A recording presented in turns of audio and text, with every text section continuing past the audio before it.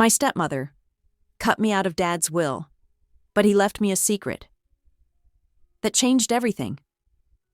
She cut me out of the will, convinced I was gone for good. 5 years of silence, one funeral, and a locked office. Later I uncovered the truth my father had hidden just for me. Property deeds, secret letters, and a final video message that exposed everything. She thought she'd won. But Dad was always one step ahead. This is how I took back everything. Fanindamam jung jok ne. I was halfway through my second espresso and finalizing a zoning deal in South London when my phone rang. The number on the screen froze me, mid-sentence. Chloe Weller. I hadn't seen or heard from her in 5 years. I didn't answer right away. Just stared at the name blinking. My assistant glanced over, sensing the shift in the air. I stood up, stepped outside into the chill spring breeze and hit accept. Her voice cracked before I could say hello. Nate, I'm so sorry. Your dad, he passed away last night. The world slowed. My chest hollowed. And suddenly the streets of Ash Hollow, Colorado, a town I'd sworn never to set foot in again, came rushing back like a flood I'd been trying to outrun for years. 5 years? That's how long it had been since I last saw my father. 5 years since the argument that sent me packing after he chose Elaine, his second wife, and her spoiled children over the company we'd spent years building together. And now he was gone. No goodbyes, no closure. Just silence and regrets. The flight home was a blur. Chloe picked me up from the airport in her dusty old Subaru, same one she'd driven in high school. The moment I stepped out onto Main Street, I felt like a ghost haunting my own past. Ash Hollow hadn't changed much. The same coffee shop with the crooked sign. The same courthouse clock that always ran 5 minutes slow. But it felt smaller, quieter. Like the soul had been drained from it. We didn't talk much during the drive to the house. What was there to say? When we turned onto Sycamore Lane, and I saw the old Brooks Estate white pillars, ivy-wrapped porch, sprawling lawn, I nearly asked her to turn around. I wasn't ready. But we pulled into the driveway anyway. Elaine's black Range Rover was parked right up front alongside a sleek Audi and a Porsche.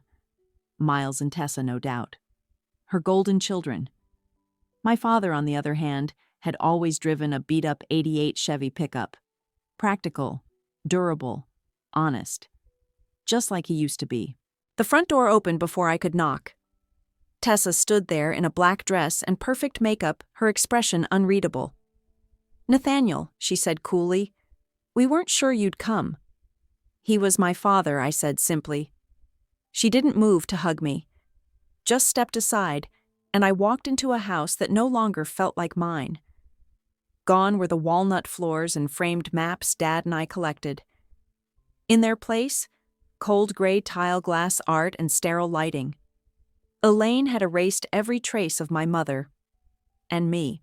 "Mother's in the sunroom," Tessa said, not offering to take my bag. "Miles is with her."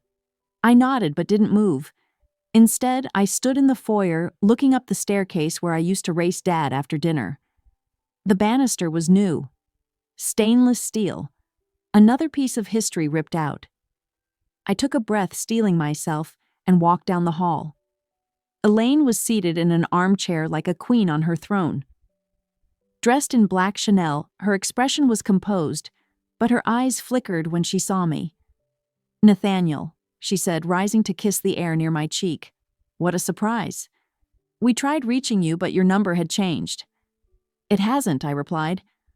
"I'm sorry for your loss," I added, voice flat, rehearsed. She waved a hand as if brushing aside formalities. "The funeral is tomorrow at 3. We've handled the arrangements. I wasn't included. That much was clear. Miles and Tessa will be reading the eulogy," she added, almost like a challenge. I didn't respond. Instead, I set my bag down and looked toward the hallway. "I'll take Dad's old room." Elaine's lips curled just slightly.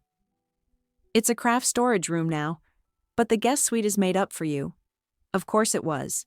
As I climbed the stairs, the air felt heavier with every step. The guest suite was spotless, impersonal. Like a hotel room, someone had staged, not a place with any memory or meaning. No trace of my childhood remained. I sat on the edge of the bed, my fists clenched. And that's when I heard it. Voices. Through the thin wall, Elaine speaking to Miles.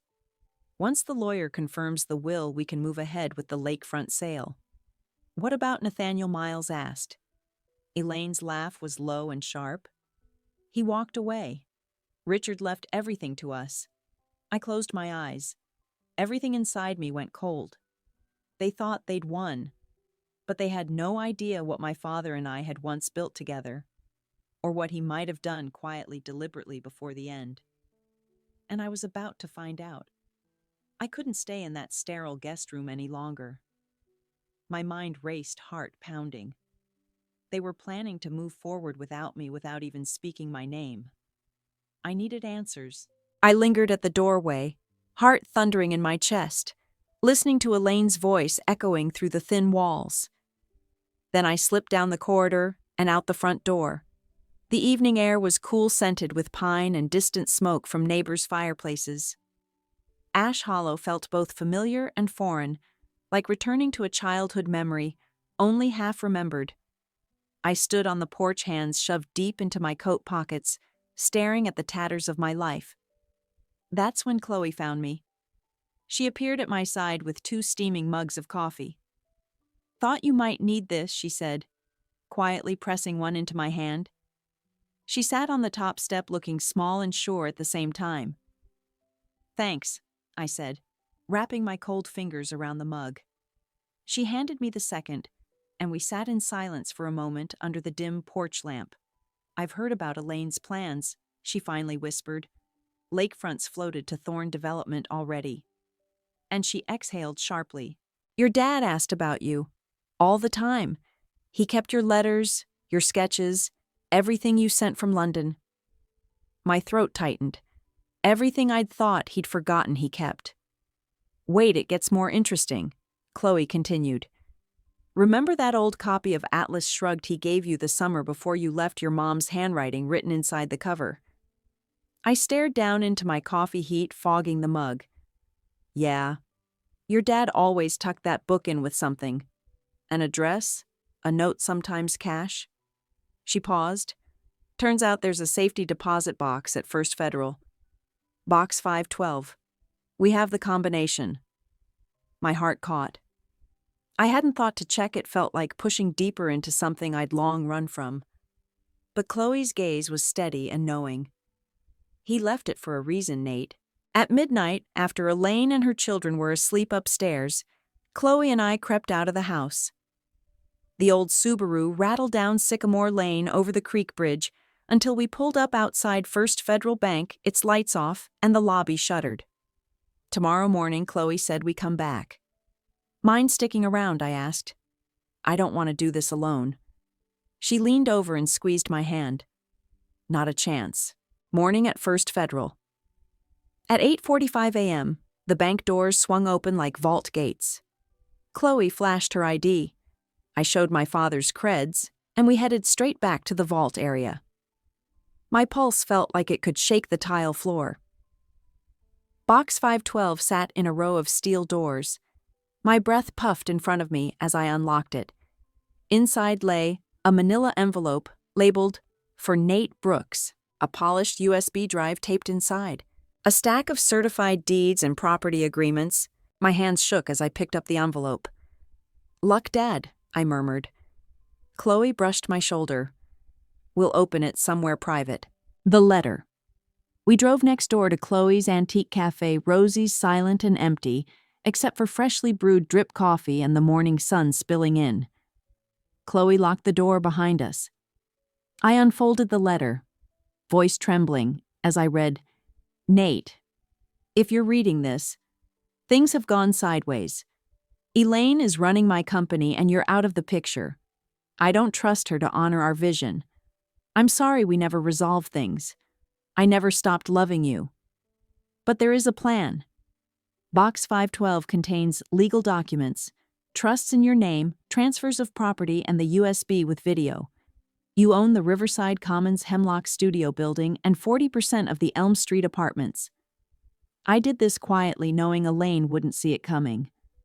I'm proud of the man you've become. Use these well. Finish what we began. Dad. Everything inside me both broke and burned. Relief, heartbreak, determination. Finish what we began. He believed I could. USB revelation.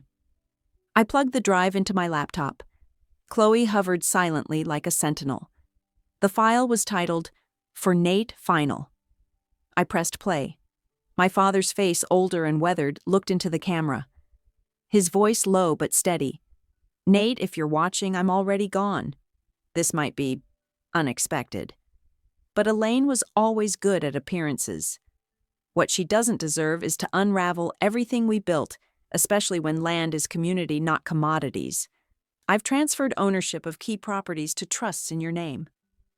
The plan for Riverside Commons is intact: the community center, the affordable townhomes, and the shared gardens.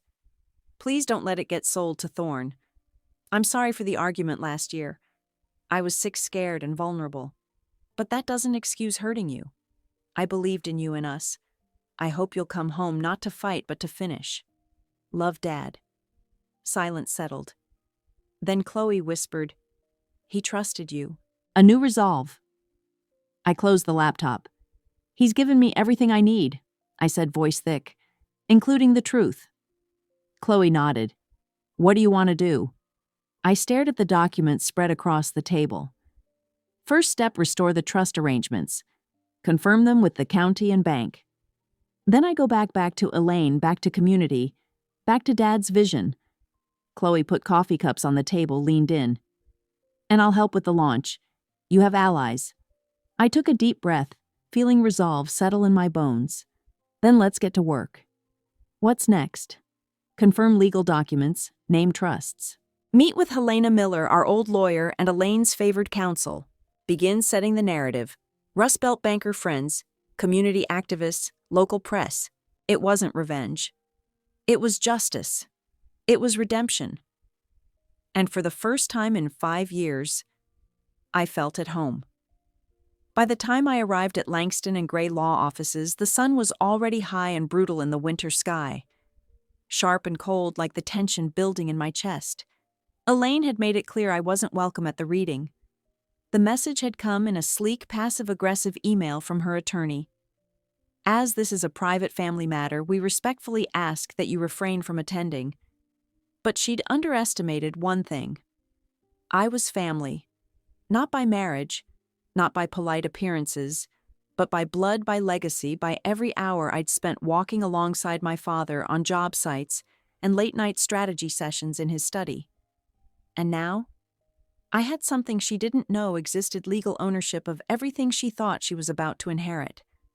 I stepped off the elevator into the law office's lobby, every movement deliberate. In my hand was a leather briefcase containing trust paperwork, property deeds, and copies of my father's final message. The receptionist did a double take.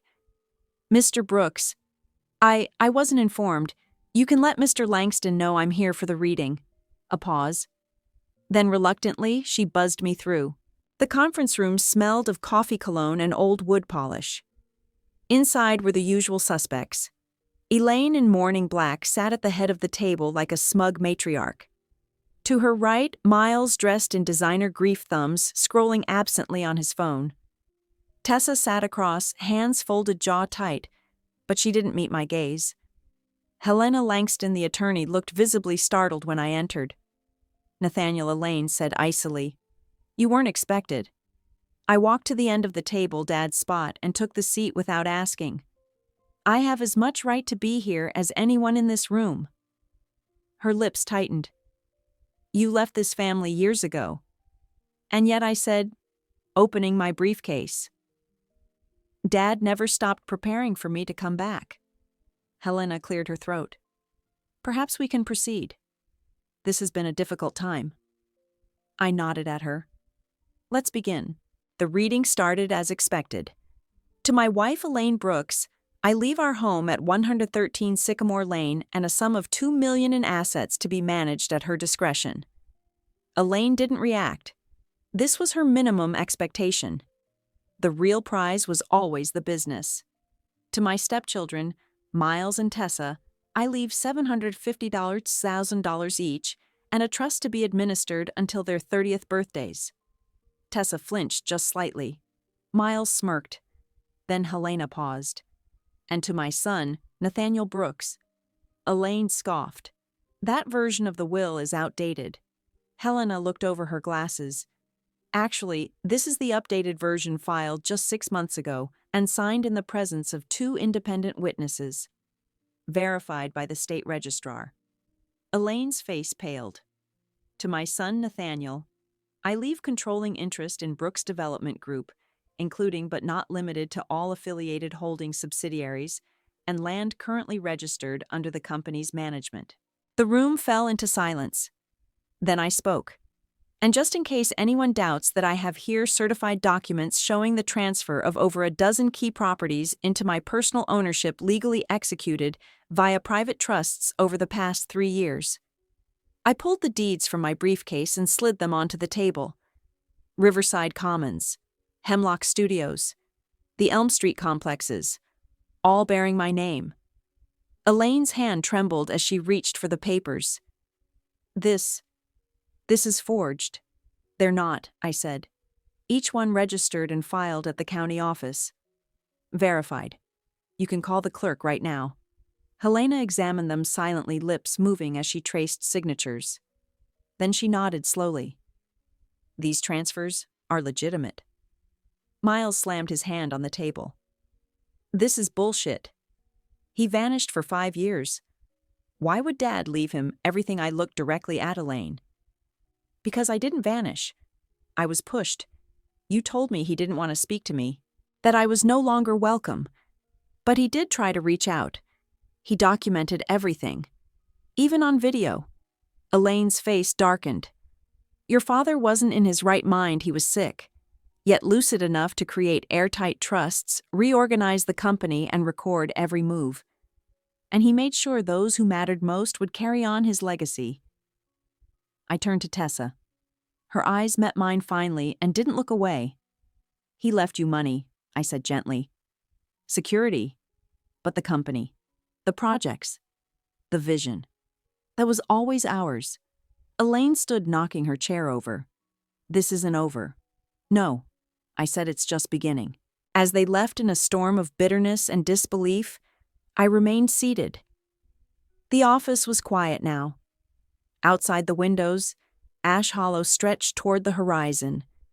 A town on the edge of transformation. And finally the legacy my father built was in the right hands. Mine.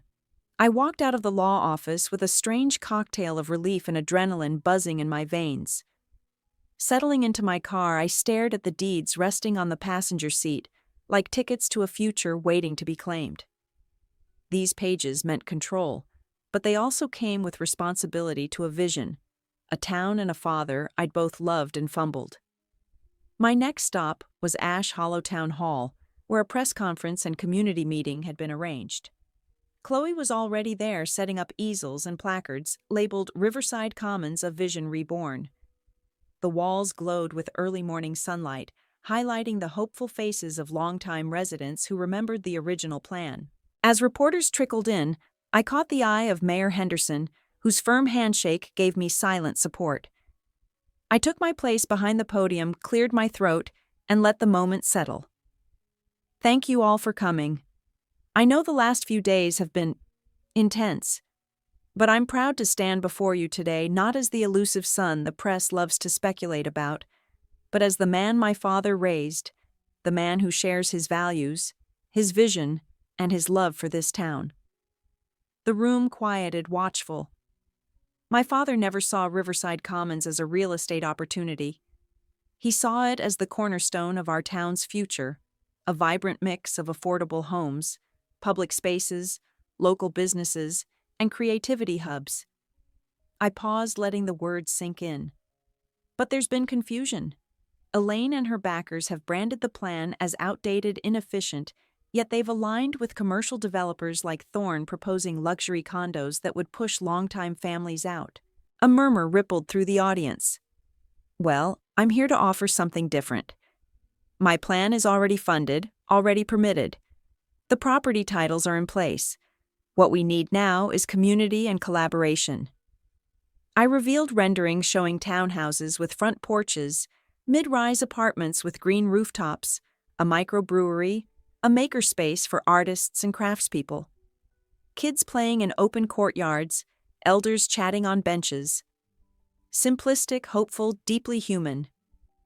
When the slide changed to a graph comparing projected tax revenues and affordability levels, someone shouted, "What about profits?" The pressure wasn't new, but it stung less. I responded calmly, "This isn't about me, it's about us. Yes, we expect a sustainable return. But profit without soul doesn't build legacy, it erodes it. This will generate revenue. Yes, but it puts that revenue back into our schools, our roads, our future." A few locals broke into quiet applause. Others remained thoughtful. I could feel the shift, backlash from the inside. As I stepped down from the podium, Chloe was already there with a hopeful grin. "That went well," she whispered. "But the Boosters members of last year's city council aren't happy. They accused you of using the legal mess for a PR trick.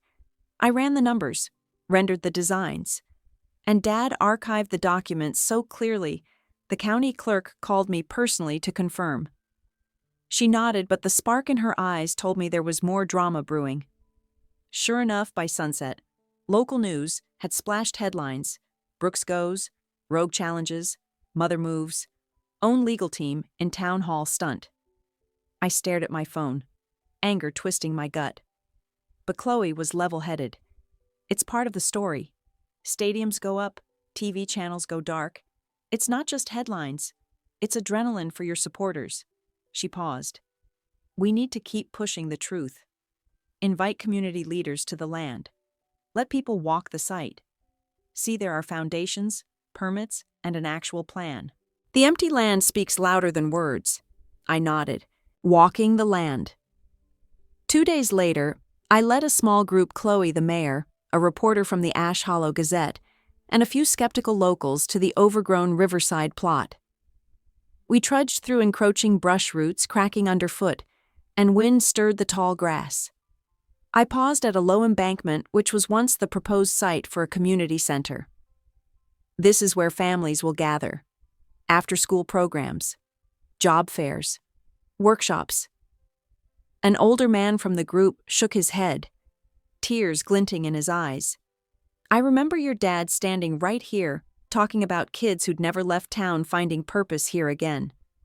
It was an emotional moment. The reporter scribbled notes so fast her pen scratched like rain on windshield. Later, back at town hall, I announced a community volunteer cleanup day to start preparing the Land Foundation Prep Light landscaping riverbank trails. Over 70 people signed up, sidelining the critics. Meanwhile, Elaine's allies in the Booster Club tried to push a petition threatening legal injunctions questioning trust funding. But I released all my deed transfer documents publicly. I shared video snippets of my father's recorded testimony.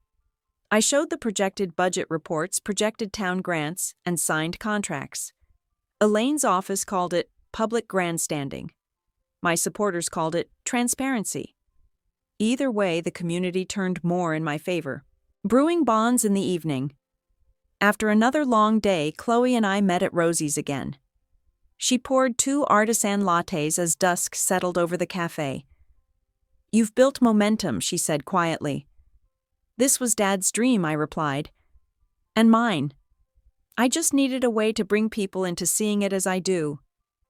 She leaned back, eyes warm. "And they're starting to." I nodded, feeling the weight of both responsibility and opportunity. "Tomorrow I'll meet with the Preservation Committee, present the cleanup day. And afterwards we'll begin drafting the first ribbon-cutting speech." Chloe smiled. She'd changed from childhood friend to campaign manager. "Let me know if you want the first draft. I've already got bullet points." Looking ahead, Nova, in the local paper. Rain-soaked volunteers planting saplings. Kids painting benches. The heart of Riverside Commons taking its first tentative breath. Yes, Elaine and her allies lodged more complaints. But they felt hollow, driven by greed rather than love. My father once told me, "You can't own a town, but you can belong to it." Now I was proving it. One step, one conversation, one shovel at a time. By the time I woke up, a flurry of notifications peppered my phone. Volunteers posting photos from yesterday's cleanup at Riverside Commons, news articles mentioning my name again, and a direct message from someone I never expected. "Tessa. Need to talk. We should meet." I felt a spark of caution and hope. Tessa, Elaine's daughter, had remained distant but not always hostile. Maybe she had something to share.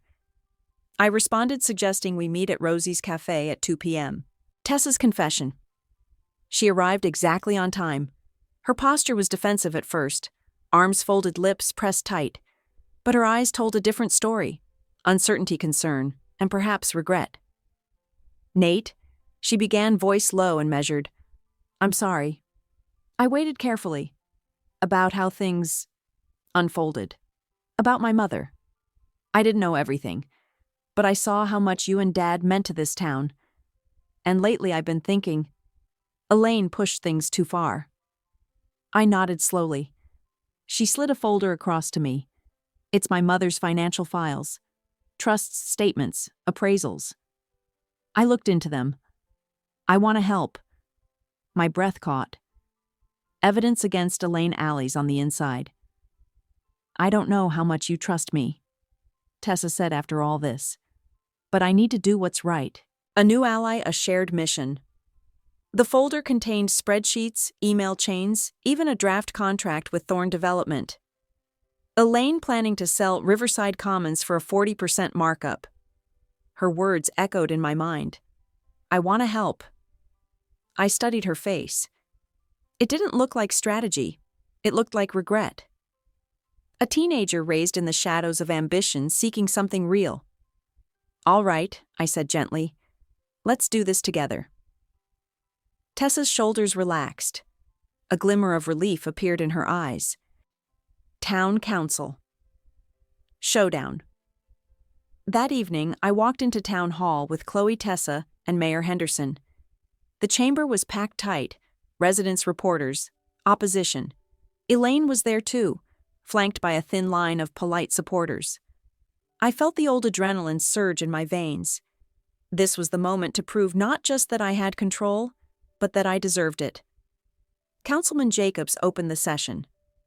"We've scheduled 2 presentations tonight from Ms. Brooks regarding objections to Riverside Commons and from Mr. Brooks." Elaine glanced at me with thin hostility. "Councils are competitive energy zones." She stood first, voice confident. "Our objections are simple. Mr. Brooks, though legally entitled, has only been back in town for 2 weeks. His proposal is untested. He's using his father's name as leverage.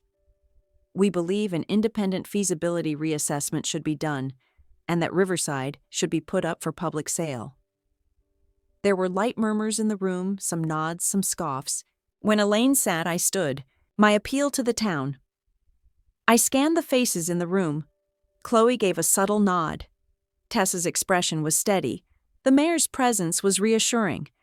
"Thank you. I won't sugarcoat it. I've only been back a short time. But I've spent the last 5 years developing community-oriented projects overseas. I've shown up in forums larger than this, faced far tougher critics." I paused. "But this isn't about grandstanding. It's about legacy." My father believed without reservation that Riverside Commons held the key to revitalizing Ash Hollow, lifting families, creating jobs, fostering a shared identity. I clicked the projector remote. A slideshow appeared. Kids planting flowers, families walking reclaimed trails, grant proposals for after-school programs. When you dig deeper into the legal transfers, you'll find they were drafted before he passed, witnessed by independent counsel, and notarized. This isn't a stunt, it's a carefully constructed stewardship plan. I fixated on residents, council members, community elders. This project is already permitted, funded, and ready to begin. The cleanup yesterday showed that we do care about this land and our town's future. I'm asking for approval to begin Phase 1 by spring. I concluded, give me 6 months. If we haven't started by then, I welcome a feasibility study on the budget, the design, the community impact. But asking to sell it now for a quick profit would mean betraying everything my father and so many of you believe in. Tessa speaks up. Then I signaled to Tessa. She stood, voice steady but emotional. I looked at those financial files tonight. My mom planned to sell this land to Thorn Development outsiders who don't care about our families, our history. They wanted luxury apartments where local kids now play in mud. Not a community center. A gasp ran through the room. There's a draft contract already drawn up. I want to give it to whoever investigates, not for revenge. Because I want a real future here for me too. Elaine's breakdown. Elaine rose again, face pale. You have no authority to speak on this. This town, this land, it's mine too. She cut herself off as murmurs turned into supportive applause for Tessa. The mayor pounded the gavel. Ms. Brooks, please resume your seat. We will now open public comment. One by one, local voices rose in support of Riverbank Commons families, recalling childhood's retirees, imagining art studios, small business owners excited by tourist activity. By the time the meeting walked into voting, the outcome was all but decided. Mayor Henderson addressed the council. All those in favor of approving Phase 1 of Riverside Commons as presented, hands flew up across the room. The vote 6 in favor, 1 opposed, with 2 abstaining. After the storm, Elaine stood alone in the back, seated in stunned silence. I caught her eye. We said nothing. Neither needed to. Once the gavel fell and applause filled the hall, Tessa slipped next to me. Thank you, she whispered, for believing. I put an arm around her shoulders, drawing her into a half hug. Thank you, I replied, for courage. Chloe joined us, eyes shining. You did it, Nate. I nodded. We'd won this battle. But this was the start, not the finish. A new beginning. After the meeting, the mayor, Chloe, and I walked to the ceremony space on the empty lot. We inscribed a temporary sign, Riverside Commons groundbreaking spring 2026. Tessa knelt to touch the grass where we'd begun the cleanup. A breeze passed, and I felt it, fresh promise rising from the earth. Elaine's allies would regroup. Thorn Development wouldn't let it go quietly. But we had something they couldn't buy: our town. And we had each other, new family formed, not by blood, but by shared purpose and truth. I looked at Tessa and Chloe and realized something deep settled in my bones. This is what home feels like. Quinn, I'll prove it. It's time. When spring rain finally washed over Ash Hollow, Riverside Commons was ready. Volunteers had filled wheelbarrows with saplings, painted benches, and installed temporary walkways. The air smelled of fresh earth and optimism. On the morning of the groundbreaking ceremony, I stepped out onto the muddy lot in a crisp blazer, still feeling every bit the developer, but also something more. Chloe, holding a shovel and smiling like she'd just won a marathon, nudged me. Here's to beginnings, she said. I looked out across the site. Tessa, bright-eyed in a yellow rain jacket, was chatting with a local news reporter, proudly recounting why she'd taken a stand at town hall.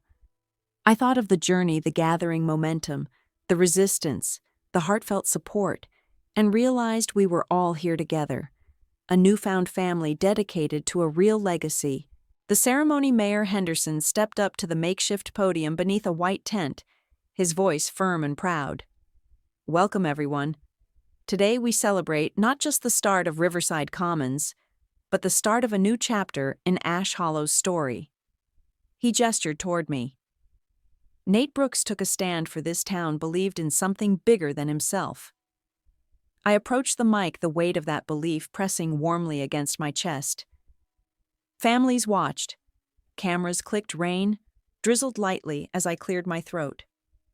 My father once told me, legacy isn't measured by wealth. It's measured by the lives we lived. I built things overseas, but I never built community like this. I swallowed. Riverside Commons isn't just buildings. It's gathering places, affordable homes, small business launchpads, places where kids can grow up and stay. And just like my father intended, this'll be built of us by us. I handed out shovels. Volunteers stepped forward, retirees, teachers, local entrepreneurs. Chloe gave a silent nod. Tessa took mine, exchanging a quick, proud smile. Together we lifted our spades. The rain slowed. We dug in mud splashing, and I thought, this is what he meant. Growth beyond the ground. By summer, the Emerald Pavilion. A small community center and makerspace had taken shape. Art classes rotated, literacy workshops, unfolded garden clubs, gathered seeds, and weekend markets buzzed with homemade pies and crafts. I visited one afternoon, finding Mrs. Jenkins, the retired librarian, teaching 3 young girls how to sew bookmarks from recycled fabric. Across the hall, a group of teens worked on a woodworking project, led by Miles, Tessa's older brother, turned unexpected ally whose passion for carpentry found purpose here. Creative hubs emerged, and even Thorne, the skeptical developer from Town Hall, couldn't hide amusement at seeing vibrancy where he had once imagined marble lobbies. Residents grew connected people who had only drifted in the grocery aisle now shared potlucks, swapped gardening tips, or built playground benches together. Challenges and choices. Building community isn't always picturesque. By mid-fall, we hit an unforeseen bump, funding delays and rising costs. Concrete quotes were heavier than projected, and a contractor pulled out citing scope uncertainty. Stress mounted. I gathered Chloe, Tessa, Miles, and Mayor Henderson at Rosie's to strategize. We need extra funding. Grants, maybe an impact investment? I said, voice tired but steady. Chloe pulled out a local tourism brochure. What if we partner with the Ash Hollow Historical Society, turn the pavilion into a dual-use space, workshops, and a rotating exhibit on town heritage? Miles leaned forward. We can pitch pop-up craft shows. Charge small fees that go back into maintenance. Tessa nodded. I talked with Elaine's accountant. There's an old fund from my mom earmarked for town outreach. She didn't use it. I can access it with council approval. I stared at her, surprised. Are you sure?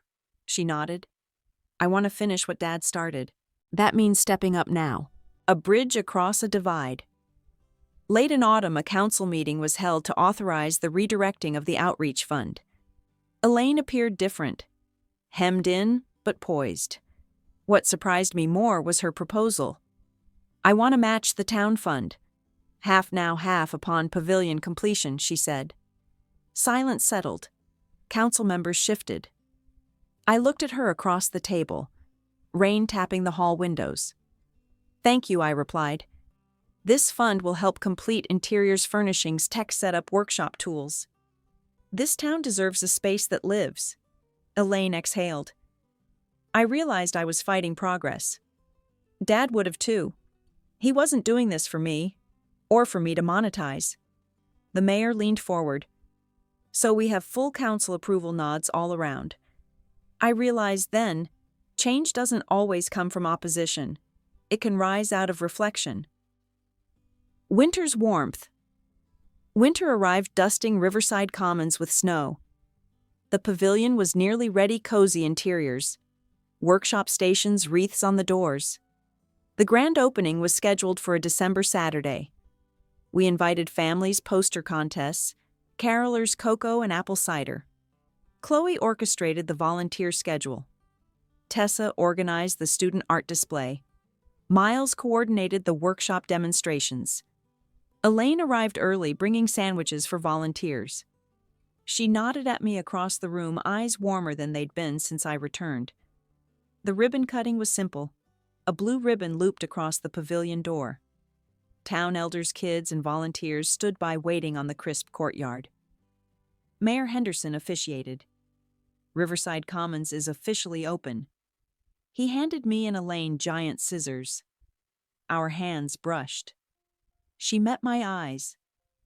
Nate, thank you for holding the vision and for making it happen. My chest tightened. This was no movie trick. It was complicated real reconciliation in motion, legacy in motion. 6 months later, I stood in the pavilion's back room, a computer lab buzzing with teens. Nearby businesses registered for pop-up stalls. Outside, a workshop on urban gardening drew parents and grandparents. Miles led a group in knot tying for tree supports. Tessa moderated a panel on civic engagement. Every corner was alive. Chloe slipped in, coffee in hand. "You built more than buildings," she said softly. "You built a future." I nodded, watching kids learn community connect. Dad once told me, "You measure legacy by people, not profits." I turned, eyes shining with gratitude and hope. He was right. Legacy isn't in titles, deeds, or money. It's in the lives that keep growing. And here, on this winter afternoon, I saw lives growing in full bloom. A new beginning at the pavilion. The pavilion lobby buzzed with laughter and light. Brightly painted tree branches stretched across walls, echoing the murals outside. Children thumbed through storybooks in a cozy reading nook. A volunteer led a knitting lesson in one corner, and a small cafe stand dished out sourdough sandwiches made by local culinary students. I paused near the entrance. Grateful and awed, all this sprang from an abandoned lot, a father's vision, and a community's faith. Chloe crossed my path, tablet in hand, and nodded at me approvingly. Traffic's tracking even higher than projected. 70 workshop participants last night. Art stalls sold out again. I cracked a tired smile. Looks like Riverside Commons is thriving. She placed a hand on my arm.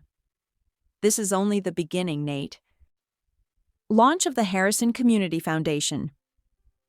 Before the pavilion formally opened, I had a conversation with Mayor Henderson, Tessa, and Miles in the back office. We all knew that to ensure long-lasting impact, Riverside needed a stable structure, including education, youth development, and environmental stewardship. So together we drafted the charter for the Harrison Community Foundation.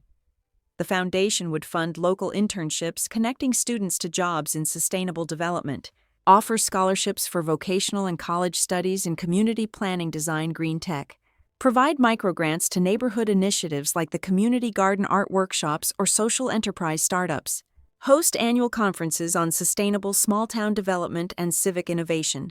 We invited Alice Harrison, our estranged half-sister and a university professor, to join the advisory board. Though she declined initially, she became an honorary patron, offering guidance on sustainability workshops and grant oversight. Bridging generations. At the Foundation's first annual kickoff, the pavilion was filled with students, elders, business owners, and civic leaders. Local teens displayed their green design proposals. Elderly volunteers offered free classes on growing native plant species. Mayor Henderson gave a heartfelt introduction. This foundation represents the best of Ash Hollow, past, present, and future. I added, our father taught us that buildings can stand solid forever. But it's our values passed from generation to generation that make a town resilient. A hush fell over the room as I announced the first Harrison Community Fellowship, $10,000 awarded to 3 graduates to pursue education in urban planning, social entrepreneurship, or environmental science. Tessa stepped forward, holding the framed certificate. I'm proud to share this with my brother, my schoolmates, and all of us who believe in investing in our future, she said. Their applause felt like the opening note of something hopeful and enduring. Facing old shadows. Not everyone cheered. A few months in, a group of former board members aligned with Elaine called into question the foundation's tax structure. They suggested more transparency and independent auditing. Another booster group raised eyebrows at so many resources going to youth programs while Main Street businesses struggled. These challenges stung. Old doubts, old tensions resurfaced. But instead of retreating, we held focus group meetings, invited public discussion, and shared our financials openly. We listened. In response, we created targeted micro-grants for local businesses, funding facade restorations and outdoor seating on Exchange Street. We set up mentorship sessions, pairing young fellows with business owners. We organized mixed-age town walks to restore storefronts, screw by screw, paint by paint. The transparency grounded trust, and even townsfolk who once doubted us now walked our halls with pride. Family forged anew. Several months into the foundation's first year, Eleanor Brooks, Elaine's mother, Richard's second wife, requested a private meeting. Sipping herbal tea in the pavilion's sunroom, she shared her sorrow. I was caught between my daughter's determination and my husband's legacy. I didn't know how to bridge it. Tears welled in her eyes. I replied softly, "You don't have to take sides. Grandpa loved all of us. His legacy belongs to the town." She nodded and with a shaky smile joined our advisory circle to guide elder outreach programs. Later at a volunteer dinner, Elaine approached me. She carried a framed photo of Dad wearing a worn coat leaning against his truck. "I had this Dad's coat. I want you to have it." We stared at each other near the buffet. No words, no drama, just silent recognition. I accepted it, knowing that reconciliation isn't victory. It's fragile, real, and rebuilt over time. The legacy in living color. Over the next year, many futures began to unfold. Miles launched a woodcraft micro-business making custom benches and plant stands sold through the Pavilion gift shop. Tessa led a Civic Voices Youth Council, which reported regularly to the town hall on student needs. My partner Chloe helped a pop-up outdoor film festival flourish by the riverbank on summer evenings. Alice, visiting from Colorado, facilitated a sustainability workshop for local farmers inside the pavilion.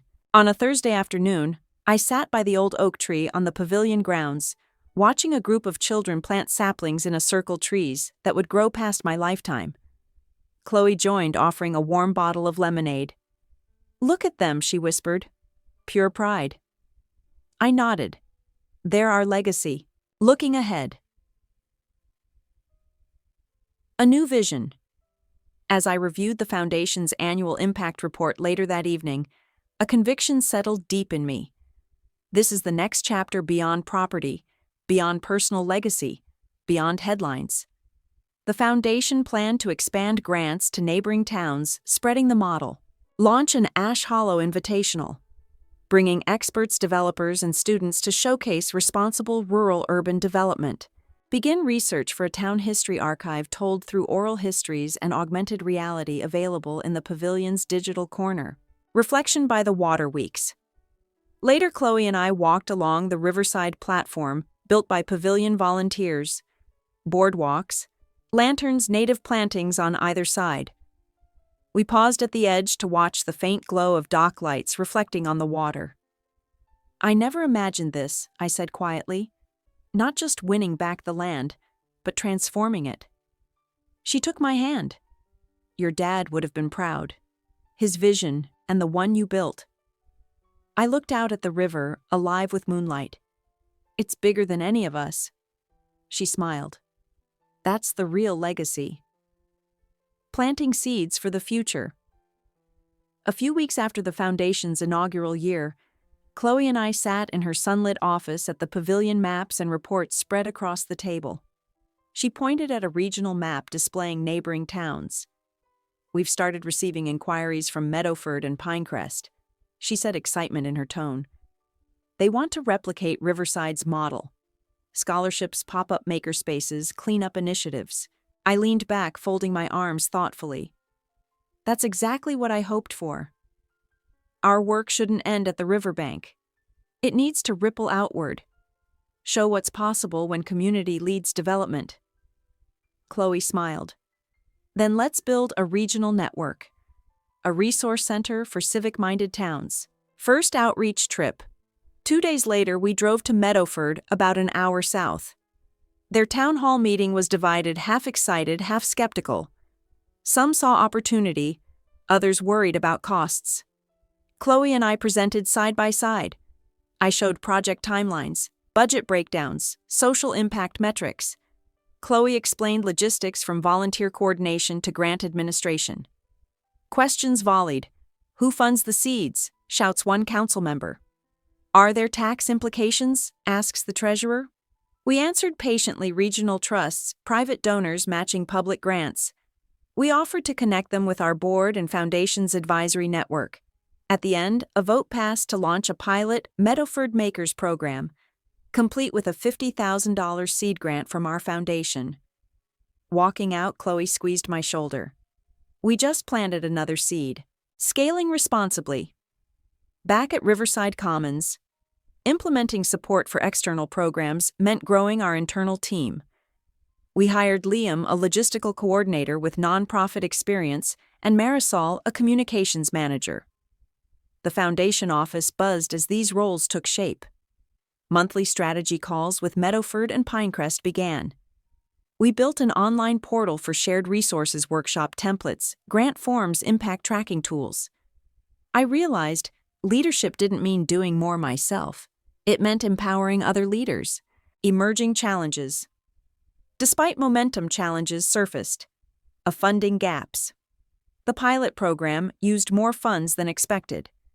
Infrastructure overrun caused some spouse questions from donors. Regulatory hurdles. Pinecrest discovered stricter historic site codes. Their trial makerspace hit red tape. Mission drift.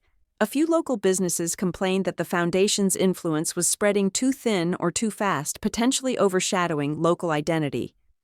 I addressed these with Chloe and County Liaison David Morales. We issued a strategic plan divided into 3 phases: local consolidation, regional piloting, and scalable model. Draft budgets and impact projections were public. For Pinecrest, we offered a legal liaison to consult on protections versus modern use. To local business concerns, we responded with a small business incubator fund and artisan markets tailored to local crafts. Transparency built trust. In the next foundation meeting, approval was near unanimous. A personal moment. Late one evening, I stood with Alice on the pavilion balcony over the river flow. Soft lamplight reflected off the rippling water. "You've done something remarkable," she said, her voice steady. "Not just built a place, you've built a movement." I exhaled. It's come with costs. Endless meetings, pressure from old allies, suspicion from new towns. She placed a hand on mine. "What matters is that you kept your values. You're more than a developer. You're a steward." I smiled, feeling the weight lift. Backlash revisited, but even in daylight, shadows remained. Late that week, a regional newspaper ran a feature titled, "Who Will Keep the Lights On? Local Foundations Facing Financial Burnout." They questioned whether the Harrison Foundation could sustain its new commitments, whether donors were burning out, whether rural towns were overpromised. The op-ed stirred unease. That night, Chloe and I held a donor forum at a local farm, their barn converted into a meeting hall with pine benches and a projector. We laid it all bare: audited accounts, upcoming expenses, pilot projections, and risk management. Donors asked sharp questions. Some voices were harsh. But at the end, many stood up to pledge more funding, introductions to new grantors, social media support. In truth, it was a watershed moment, turning challenge into community affirmation. New horizons and next steps. With expanded donor support and deeper partnerships secured, we set our new priorities. Launch a permanent Harrison Fellowship open to regional young leaders funded by donations. Host a regional conference next spring, Rivers Roots Renewal, bringing 200 civic leaders, urban planners, nonprofit heads. Develop a playbook. A public document template outlining everything from starting a cleanup crew to defining pilot budgets and legal agreements. As spring buds peeked along riverside walkways, I stood at the pavilion's entrance, sunlight warming my coat. Elaine walked up beside me, nodding. "They're calling it the Ash Hollow effect," she said quietly. "People are noticing." I returned her nod. "It isn't my effect. It's ours." She paused. "Maybe this is the real inheritance." A new phase of growth. As spring unfolded along the riverbanks of Ash Hollow, it became clear that Riverside Commons and the Harrison Community Foundation had entered a new chapter. Our early success was a testament to the vision, but sustaining momentum meant preparing to hand over the reins. One crisp Saturday morning, I convened a strategy retreat at the pavilion. Chloe organized breakfast pastries. Liam brought coffee. Tessa and Miles helped direct a small group of community leaders, artisans, and educators seated in a circle. I opened by saying, "Today isn't about what we've built, it's about what comes next. A foundation lasts not on a leader's shoulders, but on a community's arms." Building local leadership. Our first agenda item: leadership transition and capacity building. We introduced a Local Leadership Council LLC, a group of Ash Hollow volunteers, small business owners, educators, and youth representatives empowered to govern daily operations of the pavilion and foundation projects. We held training sessions, governance workshops led by nonprofit experts, teaching board protocols and fundraising basics. Youth mentorship peers led by Tessa training student council members in civic engagement. Small business roundtables hosted by Miles, where artisans learned to pitch, scale, and market their crafts. At the end of the day, we held an informal vote. The community leaders were unanimously elected to roles on a 12-person permanent board. I felt a swell of pride not because I'd built this, but because I was beginning to step away. Documenting the model. The Ash Hollow Playbook. The second agenda was the long-promised Ash Hollow Playbook, a toolkit for other towns. Chloe had assembled drafts, launch guide from visioning sessions to land acquisition and public meetings. Operational templates, volunteer agreements, grant application letters, budgeting forms, legal and regulatory charts, highlighting zoning concerns, historical site compliance and contractor agreements, community engagement guide, outline of town hall formats, youth panels, cross-generational outreach, conflict resolution. We invited Meadowford's and Pinecrest's representatives to test and critique early drafts. Their feedback was invaluable, inspiring chapters on rural broadband limitations and heritage site sensitivity. By day's end, we'd committed to publishing the playbook as an open-source guide in 6 months with an accompanying video series filmed right in the pavilion, ensuring operational continuity. Our retreat also tackled finances. Though recent donor support had rescued early debts, sustainable funding remained crucial. We chose to establish a reserve fund equivalent to 6 months of overhead seeded by donor pledges and small business revenues from the pavilion. An annual stewardship gala hosted at Riverside Commons, featuring youth showcases, artisan exhibits, and grant announcements. A social enterprise plan. A revenue stream from the Pavilion Cafe gift shop workshop fees and rental income. All profits would underwrite future foundation costs. Liam with board members drafted a 5-year financial forecast. Margins were tight but achievable. Frontiers for expansion. During the retreat's final session, we discussed scaling our model beyond Ash Hollow Regional Conference. River's Roots Renewal was scheduled for next spring. Chloe and Tessa led outreach to civic groups, planners, and environmental networks. Fellowship Network. The Harrison Fellowship would expand regionally, staffed by Meadowford and Pinecrest Fellows. Meadowford Makers was nearing its pilot launch. Pinecrest was preparing thanks to legal support outlined in Part 8. We committed to annual exchange visits to share ideas. It was exhilarating but framed by vulnerability. We knew rapid expansion meant risk if Ash Hollow's own infrastructure faltered. That's why local leadership and documentation were essential. An evening of reflection. That night after the retreat, Chloe and I walked along the pavilion boardwalk under lantern-lit lamps. The Foundation's mission now outlived any one person. She turned to me. "This is your legacy, one rooted in relationships, not assets. You're letting it live on, even when you're not directing its course." I exhaled. It's what Dad taught me: community over control. A breeze stirred the river as if in approval. Looking ahead.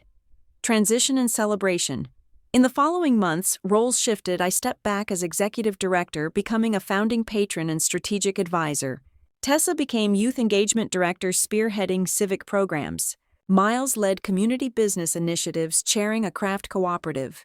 Liam and Marisol jointly managed operations and communications. Elaine emerged again, not as an opponent, but as community relations liaison. her reputation restored through volunteerism and public support. The board voted to name the pavilion's main hall the Richard Harrison Commons in honor of my father's legacy. A season for farewells. It was a clear spring afternoon when I arrived at Riverside Commons for the final time as active leadership. The pavilion courtyard was alive with the buzz of families and volunteers, but beneath the surface ran a new rhythm, one shaped not by me but by the community I'd helped nurture. Inside the Richard Harrison Commons Hall, the local leadership council and foundation board gathered for a ceremony. Tessa Chloe Miles, Elaine and council chair Julia Morales stood ready. They looked confident, capable. Their presence warmed me with pride. Mayor Henderson took the podium. Today marks a joyful milestone, the transition of leadership at the Harrison Community Foundation. He paused. Nate Brooks is stepping into an advisory role after 5 transformative years. Soft applause rose around the room. I rose to speak, voice steady, but filled with emotion. When Dad believed in Riverside Commons, he envisioned something bigger than buildings. He wanted a heartbeat. You all showed him that this town can be that heart. I looked around at familiar faces, teachers, elders, teens, entrepreneurs. I've had the privilege of guiding this process, but the true credit belongs to each of you. Your ideas sweat compassion. You made this real. I handed over the ceremonial gavel to Julia. One celebration today, I said, but I didn't walk away. I'm switching stations. From builder to guardian. The advisory step. After the meeting, I met privately with Chloe. We sat behind the pavilion's spring's warmth in the breeze. I'm proud of you, I said. She smiled. We all are. Ready, yes? I replied. But remind me, what did Dad teach me? Property is permanent, she answered, but legacy is in people. I held that truth close. From now on, it was hers to carry forward, trusted and shared. Early signs of success. Over the summer, I watched from a respectful distance. At the annual stewardship gala overseen by Elaine and the LLC, the pavilion sparkled with lanterns and laughter. New grants were awarded, student fellows presented their progress, and the regional conference buzzed in full swing. I attended as a guest, mingling quietly, offering congratulations and letting the light shine on emerging leaders. Tessa introduced me on stage. Here's someone who believed we could grow this, and now we're doing it without him. Her smile was warm, her voice strong. The Ash Hollow Playbook. Launch. Another milestone arrived: the release of the Ash Hollow Playbook, accessible online and distributed at the Rivers Roots Renewal Conference. Town leaders from across the region downloaded it. Pilot programs began popping up in Meadowford, Pinecrest, and Willow Glen. I watched with satisfaction as towns I'd visited sent photos of their first planting days and makerspace signups. The ripple was real, and it began with one idea that communities empowered themselves. An unexpected revisit. Several months later, Tessa called me from the pavilion. Mom and the board asked, "Could you come tonight? We want to recognize someone." Curious, I arrived to find tables set inside the pavilion and a soft crowd of board members, local leaders and friends. At the front stood Tessa, Chloe, Elaine, Miles, Julia, all looking hopeful. I have the honor, Tessa began, of presenting the first Restoration Award tonight to my brother, Nathaniel Brooks, for planting not only ideas, buildings, and programs, but, and this is most important, community. A plaque was revealed, Riverside Commons Community Restored. My breath caught. As people rose and applauded, gratitude and nostalgia swelled in me. I spoke simply, "Thank you. I didn't build this alone. You grew it. You own it." Crossroads and continuity. In the next months, I resolved to recenter my time on consulting, occasional speaking, and personal projects, all grounded in community work. I sat on advisory boards for 2 larger nonprofit organizations focusing on sustainable community design. It felt right. My role pivoted from orchestrator to mentor. A fresh spark. Winter came again, and an annual youth holiday festival unfolded at Riverside Commons. Children performed, families laughed, and Tessa stood at the center joyfully in command. Elaine greeted me with a warm smile. Chloe passed by offering a cup of hot cocoa with a wink. I took a photo of the crowded courtyard framed by string lights and evergreen boughs. The pavilion's windows glowed like a beacon warmth, pulsing through snow-dusted structures. This place lived without me in the center. Reflection and gratitude. On a snowy evening, I walked alone by the river now lined with gentle lighting. I traced the path where saplings once were planted, now saplings no longer small trees rooted deep. I thought of Dad, of struggle and triumph, mistrust and reconciliation, of the stories shared by Athena, of the kids knitting bookmarks, Miles building benches, Tessa leading fellowship programs. I whispered into the wind, "We made it." A question for the future. In the spring, I received an email from Willow Glen, a town 3 counties away. "Your playbook inspired us. We'd like to host our own maker fair with your facilitation. Could you help?" I smiled, realizing the cycle would continue. One spark ignites another.